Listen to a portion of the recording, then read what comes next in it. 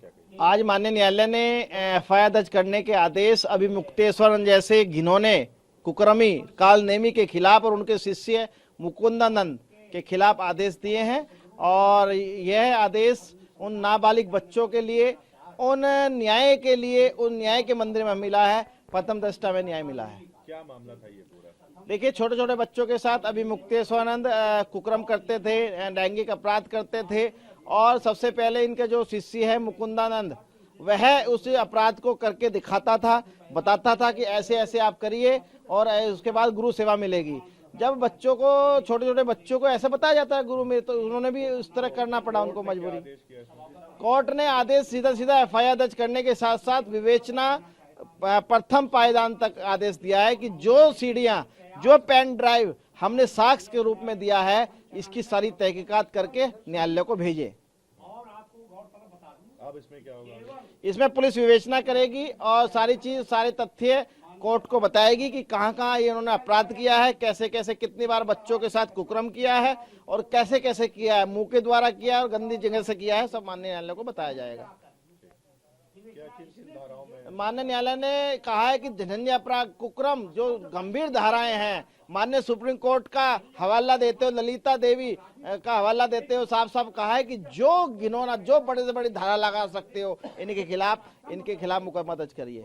पूजनीय महाराज जी श्री आशुतोष जी ने ये एक प्रार्थना पत्र दिया था कि अभिमुक्तेश्वरानंद जी द्वारा यौन शोषण की जो एक कुछ दिनों से परंपरा गोपनीय ढंग से बना के रखी गई थी, उसका संज्ञान इस प्रार्थना पत्र के माध्यम से पाक्सो जज प्रधान के न्यायालय में प्रथम सूचना रिपोर्ट दर्ज कराकर विवेचना कराए जाने के लिए प्रस्तुत किया गया था, जिसमें थोड़ा सा महत्वपूर्ण बिंदु यह आप गौर करेंगे तो माननीय अदालत ने केवल सीधे आदेश नहीं किया, बल्कि उन्होंने पुलिस कमिश्नर प्रयागराज के द्वारा आरोपित तथ्यों का क्या कहते हैं विधिवत उन्होंने इंक्वायरी भी कराई।